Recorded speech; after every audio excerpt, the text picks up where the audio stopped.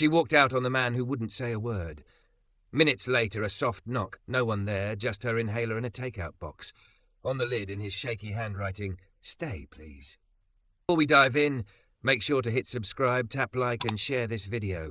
The more voices we reach, the louder these stories become. And drop your city in the comments. Let's see where love finds us. Rain blurred sirens and headlights into a low hum outside Tessa Monroe's third-floor apartment. The windows sweated with fog. Inside, the only thing that looked certain was the open suitcase in the middle of the living room. Tessa stood over it, fingers clenched around a tight black dress.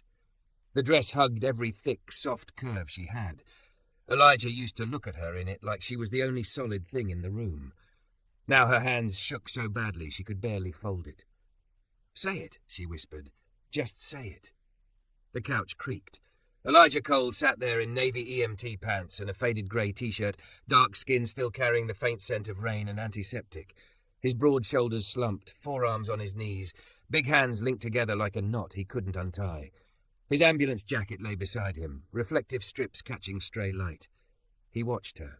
He always watched. It used to feel like safety. Lately it just felt like surveillance on a relationship slowly bleeding out.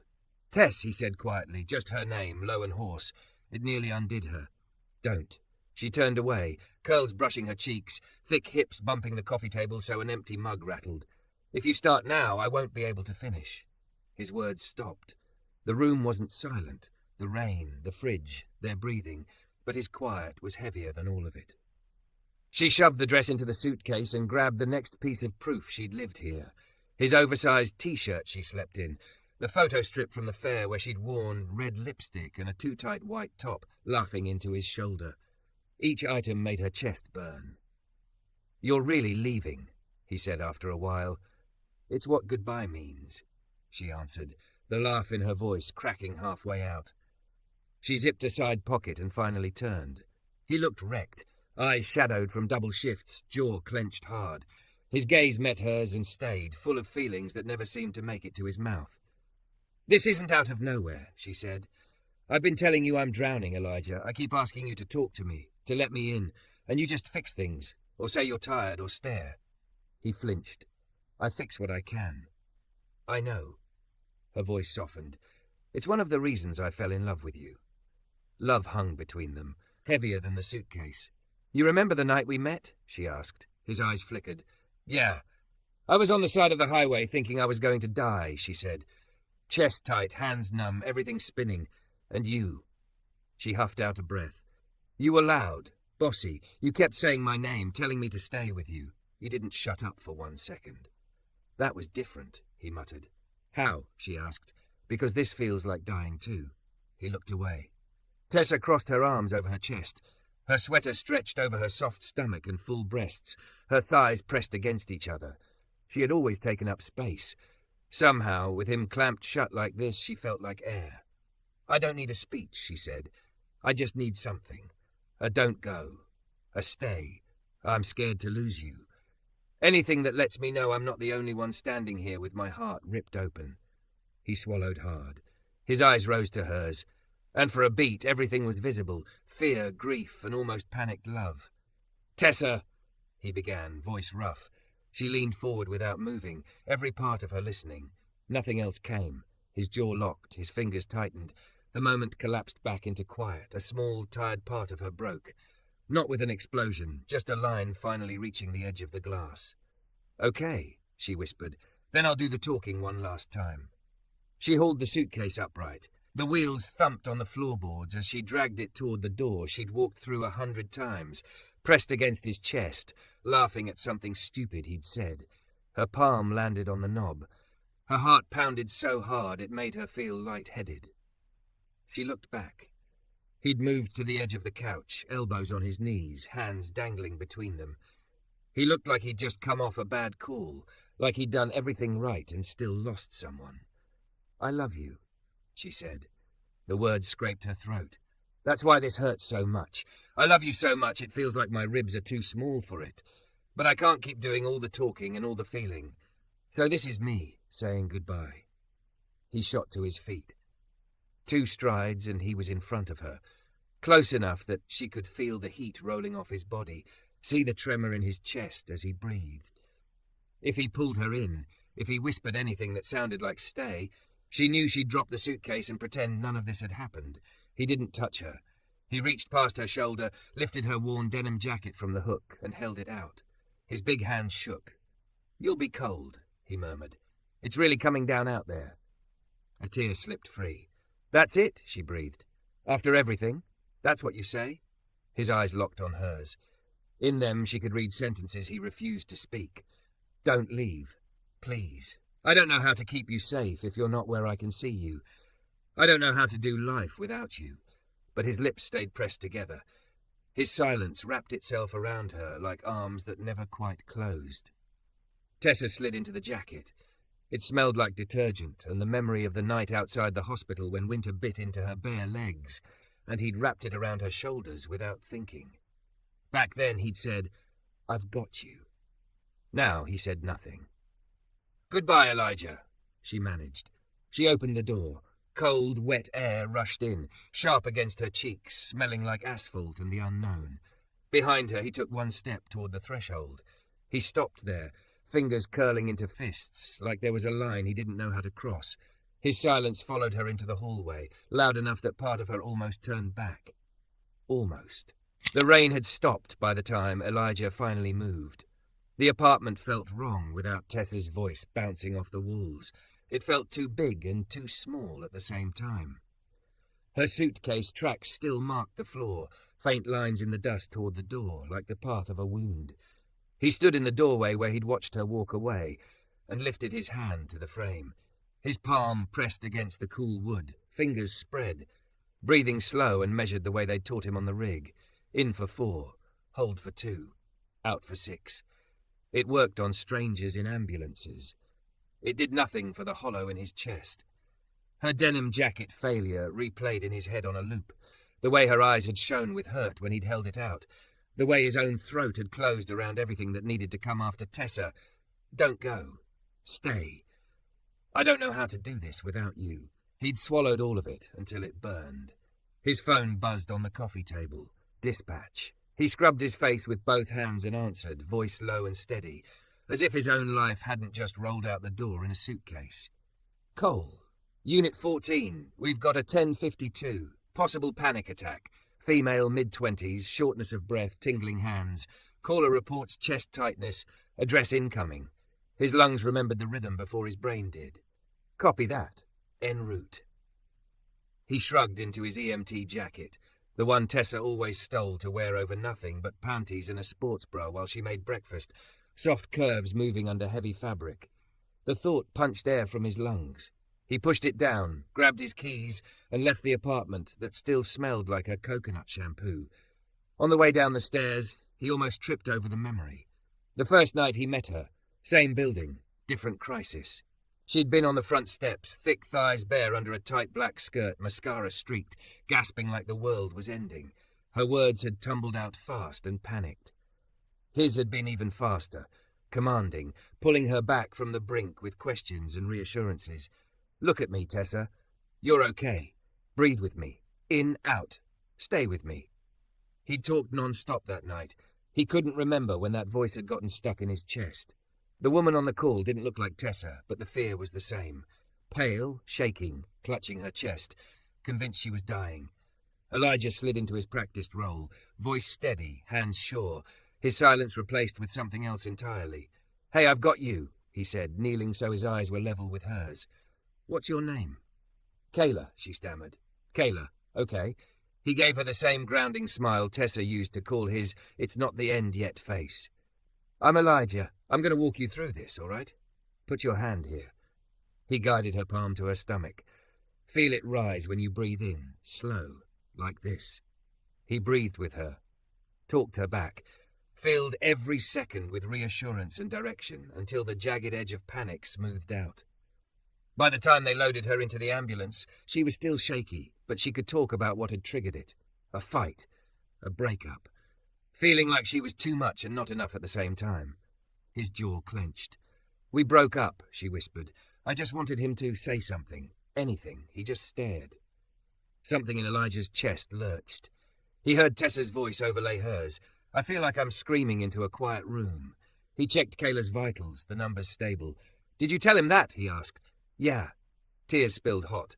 "He said he was sorry I felt that way. Then he shut down. I couldn't do it anymore." He nodded, throat tight. "Sometimes people don't talk because they don't care," he said slowly. "Sometimes they don't talk because it's the only way they learn to survive." Her eyes met his. Which one do you think he was? He thought of Tessa standing in their living room, thick body trembling, courage spilling out of her with every word, telling him exactly what she needed. He thought of himself, a boy in a cramped apartment, learning that speaking up when his father was angry meant flying fists, smashed plates, his mother's muffled sobs. "Doesn't matter what I think," he answered. "What matters is how it felt to you." On the ride to the hospital, he went quiet again. Kayla had enough words for both of them. His partner chatted with her softly, updating her on every bump in the road. Elijah stared out the back window, city lights smearing past. The silence he wrapped around himself now didn't feel like protection. It felt like a cage. By the time his shift ended, dawn was smearing pink and grey over the horizon. His body wanted sleep. His mind wanted Tessa. He drove home on autopilot, pulled into the parking lot, and sat with the engine off, hands still gripping the wheel, watching a light flicker in the stairwell window.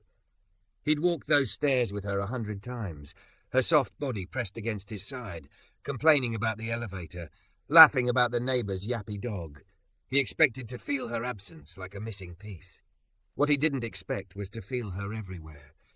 Her favourite hoodie on the back of a dining chair, the half-used bottle of lotion on the bathroom counter, the lemon sugar candle she burned because she said it made the place smell like a bakery instead of boy and antiseptic. He collapsed on the couch, fully dressed, EMT pants and all, one arm flung over his eyes. He meant to close them for 5 minutes. Instead, he dreamed. In the dream, Tessa walked away again. Only this time, every step she took, he lost another word. Goodbye stole don't. The click of her suitcase wheels stole go. The door opening stole stay. By the time she crossed the threshold, there was nothing left to say. He woke with his heart racing and the taste of metal in his mouth. The apartment was darker now. The day had gone on without him. On the coffee table, something glinted in a shaft of late afternoon light. He sat up slowly and frowned. Her inhaler.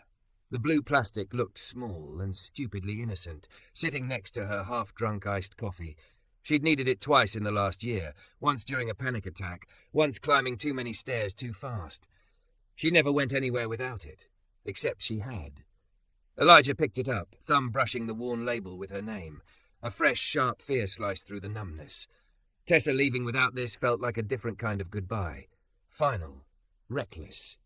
His chest tightened for an entirely different reason now. He could call her.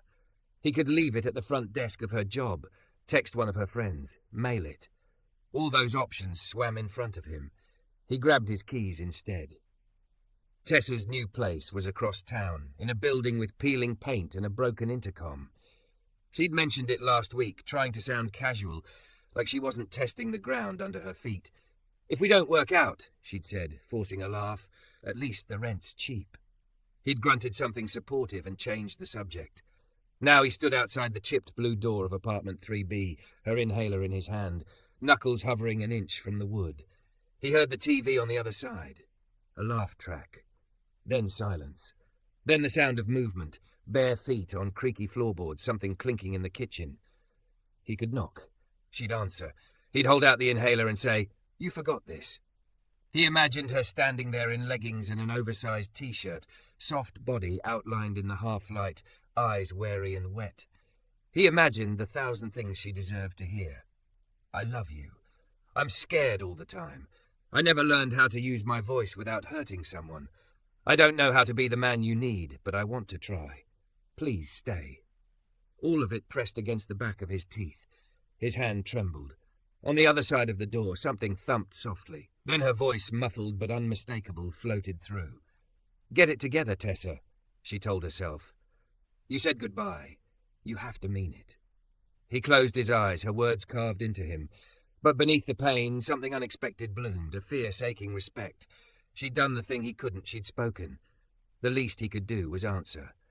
His knuckles touched the wood. He froze there, knuckles resting, breath caught between in and out. The silence stretched, wrapping around him, around the door, around the inhale that refused to become a knock. He lowered his hand. Instead, he crouched and placed the inhaler gently on the worn welcome mat, alongside a cheap takeout container he'd forgotten he was still holding. A soup she liked from the diner by the station. Chicken noodle, extra noodles, no celery. He pulled a pen from his pocket, fingers clumsy, heart hammering, and stared at the blank strip of white tape sealing the lid. For a long time, his hand wouldn't move. Then, in small, cramped letters, he wrote 2 words. His throat burned as he stood. He knocked once, soft, almost apologetic, and turned away before the door could open. Inside, footsteps approached. He walked down the hallway, each echo of his boots a drumbeat of the words he hadn't said out loud, the ones now written on that tiny strip of tape Tessa would find when she opened the door. "Stay, please." The knock made Tessa flinch hard enough that tea sloshed over the rim of her mug. She froze in the middle of her tiny kitchen, socked feet on cold tile, TV mumbling to itself in the living room. Her heart bolted into her throat. She hadn't buzzed anyone up. She hadn't ordered anything. For a second, the old panic tried to climb up her spine. "Relax," she muttered, pressing her palm to her soft stomach, feeling the tremble in her own curves. "It's probably Mrs. Gomez with another plant you're going to kill." The knock didn't come again. That somehow made it worse. She padded to the door, leggings stretching over her thick thighs, oversized t-shirt hanging off one shoulder. Her hair was a frizzy halo, eyes swollen from the crying pep talk she'd just given herself. If it was him, part of her wanted to look perfect. The other part wanted him to see exactly how much this hurt. She cracked the door open. The hallway was empty. Just the hum of the old exit sign and the faint smell of someone's burnt toast. Then she looked down. Her inhaler sat on the worn welcome mat, blue plastic shockingly bright against the grey. Next to it a white takeout container, steam still fogging the inside of the lid. A strip of tape sealed it shut. Her name was on the inhaler label. 2 small words were scratched into the tape in handwriting she knew as well as her own heartbeat. "Stay, please." Tessa's breath caught. The hallway tilted for a second. She grabbed the door frame, fingers digging into the wood. The words were crooked, ink blotched in one corner like the pen had hesitated on the first letter. He couldn't say it when she'd been right in front of him, suitcase handle digging into her palm, heart cracking open. But he'd written it here, left it like an apology, like a prayer. His silence, but this time with subtitles. She scooped everything up with shaking hands and shut the door gently, leaning her weight back against it. The thin wood pressed into her spine. The takeout container was warm against her stomach. The inhaler was a hard little weight in her palm. "Damn you, Elijah," she whispered, eyes burning again. Because this was exactly who he was. Remembering her inhaler, bringing her favourite soup from the diner by his station, chicken noodle, extra noodles, no celery because she claimed celery tasted like crunchy sadness, caring so loud with his actions, drowningly quiet with his mouth. She carried the stuff to the small table that doubled as her desk and sat, thick thighs spreading, chair creaking under her, as she set the inhaler down like something fragile. The container lid fogged and cleared, like it was breathing with her. "Stay, please." If he'd said those words an hour ago, would she have walked out? Or would she have dropped the suitcase and thrown herself into his arms like she always did, burying her face in his chest and telling herself that someday, somehow, the talking would catch up? The fact that she didn't know scared her. Her phone lay face down beside a pile of paperwork. She flipped it over. No missed calls, no messages. Of course not. This was him. Doing, not saying. She stared at the screen until her reflection blurred. Puffy eyes, red nose, full mouth pressed into a hard line. "You wanted words," she told herself. "You got 2. What are you going to do with them?" Her thumbs moved before she could convince herself otherwise. She snapped a picture of the inhaler and the container, tape and all, and typed. "This you?" She hovered over the send button, her stomach clenched like it did on the drop of a roller coaster. She hit send. The little delivered popped up instantly. Then nothing. No dots. No typing, just empty grey. She laughed once, bitter and soft. Of course. She was sliding the phone away when it buzzed. "Yeah," came in first. Then, after a long minute that stretched her nerves thin, you left your inhaler. She swallowed a mix of affection and fury. Her fingers flew.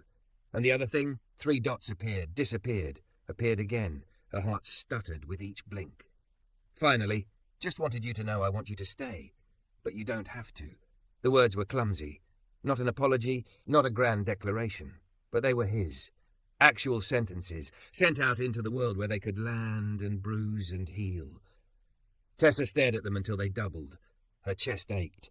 Because this was what she'd asked for, wasn't it? His voice, his feelings, not just folded into acts of service and quiet presence. It was late, and it was text, and it was only 3 lines, but it was more than she'd gotten in months. Another bubble popped up. I'm downstairs. Just in case you needed the inhaler right away. Her head snapped toward the door like it might answer that itself. He was here, in this building. Close enough to sprint up if she texted back that she couldn't breathe. Close enough to run if she said nothing at all. His silence said stay by just existing on the curb outside her building. Her fingers shook over the keyboard. Can you come up? She typed. Then deleted it. We need to talk. Deleted. She set the phone down. Picked it up again. Finally she typed, I'll open the door. If you come up, you have to use your words, Elijah. No more quiet rooms. She hit send before she could overthink it and went straight to the door, hand hovering over the knob. Her phone buzzed once. Okay. She opened the door and left it ajar, heart hammering hard enough to shake her shoulders. Each footstep on the stairs echoed through the hallway, louder than any siren. He appeared at the turn of the stairwell, shoulders filling the space, EMT jacket half-zipped, curls damp from the drizzle that had started again. His dark eyes locked on hers, like she was the only thing he'd been looking for this whole time. He stopped just outside her door, chest rising and falling fast. His gaze flicked down her body, oversized t-shirt, leggings hugging her soft hips, bare feet curling into the hall rug, then snapped back up to her face as if he was afraid he'd forget why he was here. Hey, she said, voice ridiculously small given how big she felt. Hey. It came out rough, like the word had scraped the inside of his throat on the way out. For a long second, they just looked at each other. All the words they hadn't said stacked up between them like invisible boxes. Come in, she said finally, stepping back. He did. The apartment seemed to shrink around his presence. He glanced at the takeout on the table, at her inhaler, then back at her, like he was checking to see if she'd thrown them out. She crossed her arms, needing somewhere to put her hands. You said you'd use your words. He nodded once, swallowed. His fingers flexed at his sides like he wanted to reach for her and was forcing himself not to. Right, he said. Okay. Nothing else came. She tilted her head. This is the part where you talk, Elijah. I did the leaving. You did the dramatic inhaler and soup drop. Now somebody's got to say something real or we're just 2 idiots in a small room. His mouth twitched, a ghost of a smile that vanished almost immediately. I'm scared, he blurted. The honesty of it knocked her back a step. Of what? He exhaled hard, shoulders rising and falling. Of saying the wrong thing. Of opening my mouth and making it worse. I know how to talk when someone's dying on a sidewalk because there are scripts for that. Questions. Steps. With you, there's just... His hand cut through the air, helpless. You and me. And I never learned how to do that without starting a fire. Her anger cooled around the edges. Did you start a lot of fires growing up? He laughed once, humorless. My father did, usually after he'd been drinking. If you talked back, it got worse. If you begged, it got worse. The only time things didn't get worse was when everyone shut up and waited it out. He looked at her, eyes raw. Silence felt like safety. Tessa's throat went tight. She saw him suddenly as a boy, small in a too-loud house, learning that words meant broken plates and slammed doors. No wonder he'd treated them like live wires ever since. That's not what silence feels like to me, she said quietly. Silence is my head replaying every worst-case scenario. Silence is me thinking you don't care enough to fight for me. It feels like abandonment with a mute button. He flinched, as if she'd slapped him. I never meant it like that. I know. She took a step closer. Being this honest felt like peeling her skin back. That's the messed up part. I know you love me. I see it in how you remember my coffee order, and how you always stand between me and traffic, and how you never complain when I hog the covers. Your silence, It's always been full of care, but it still hurts, because I need to hear the things you feel, not just infer them from soup and inhalers." His eyes shone. "I don't know if I can be the man who gives speech after speech." "I'm not asking for speeches," she said. "I'm asking for simple, messy sentences. I'm scared right now. I love you. I don't know what to say, but I'm here. Anything that tells me you're quiet isn't you leaving me alone in it." He looked at her like she'd handed him a foreign object and called it a gift. "That's smaller than I thought it had to be." "Yeah," she said gently. "It usually is." They stood there, a couple feet apart, the tiny gap between them feeling like a ravine they were both afraid to jump. Tessa picked up the takeout container, turning it so the tape faced him. "These 2 words almost broke me," she admitted. "Because this," she shook it lightly, "this is everything I begged for. But you left it on the floor and ran away. It felt like you could only say what I needed when I wasn't there to hear it." His jaw flexed. I heard you talking to yourself," he said, voice barely above a whisper. "At the door, you said you had to mean your goodbye. I thought if I knocked and you opened and saw me there, you'd feel trapped, like I was manipulating you. So I left it. I wanted you to choose. I wanted to say stay without taking away your right to go." Her eyes flooded. "You idiot," she whispered fondly. A startled laugh escaped him. "Yeah, I know." She set the container down and closed the distance between them until her soft body almost brushed his chest. His scent, rain, soap, a hint of coffee, wrapped around her. "Here's what I need right now," she said, heart suddenly hammering. "I need to ask you a question, and I need you to answer it with actual words. Deal?" He nodded, eyes locked on hers. "Deal. Do you want me to stay in your life?" His hands trembled at his sides. He inhaled, the sound shaky. For a moment, she saw the war inside him. Habit telling him to shut down, everything else begging to break through. "Yes," he said, the word rough, unpolished, real. "Yes, Tessa. I want you to stay. I want you in my mornings and my nights and my stupid middle-of-shift texts.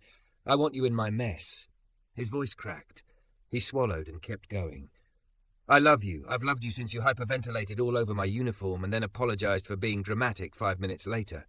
I just didn't know how to say it without feeling like I was lighting a match." Her chest ached in a new way, full and sharp and unbelievably hopeful. "There," she whispered. "That's it. That's the thing I've been begging for."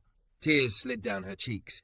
He reached up, hesitated a fraction of a second, old habits, and then slowly, deliberately touched his fingers to her face. "Can I?" he asked. "Yeah," she breathed. He brushed her tears away with a gentleness that made her knees wobble. His thumb lingered at the corner of her mouth like he wanted to memorize the shape of her. "I can't promise I'll never freeze again," he said, voice low. "But I can promise I'll tell you when I do. I'm stuck. I'm scared. Something. So you're not alone in it. And I can promise," she said, leaning into his touch, "that I'll try to hear your silence differently. Have to remember that quiet doesn't mean you stop loving me, but I'll still nudge you for words because that's how I feel safe." He nodded, eyes wet. "Deal." She stepped into him fully then, pressing her curves against his solid frame. He folded around her like he'd been holding that shape inside him, arms warm and strong across her back. His chin dropped to her curls. She could hear his heart beating, fast and human, and hear. For the first time in days, the quiet didn't feel like a punishment. It felt like a room they'd both walked into on purpose. "You know," she murmured against his chest, "when I said goodbye, I thought that was it. I thought your silence meant you were letting me go." His hand splayed over the small of her back, anchoring her. "It meant I was terrified I didn't deserve you," he said. "But I wanted you anyway, so bad it hurt." She smiled, tears soaking into his shirt. "Your silence still says stay, you know?" She said, "Just now it has backup." He huffed a soft laugh. "Backup?" "Words," she said. "Tiny, clumsy, beautiful words." He pulled back just enough to look at her, palms framing her face. "Stay," he said again, this time out loud, steady. "Please." She looked up at the man who'd once pulled her back from the edge of a panic attack with bossy instructions and a steady voice, who had since learned how to wrap love into a quiet so dense it confused them both, and now was learning how to lay that love out in simple sentences. "Okay," she whispered, smiling through the tears. "I'll stay. But we're getting a couples therapist, and you're practicing speeches in the mirror." He groaned softly, forehead dropping to hers. "You're going to make me talk so much." "Yeah," she said, laughter mixing with a sob. "Welcome to my nightmare, Cole." They stood there in her tiny apartment, wrapped around each other, letting the new kind of silence settle.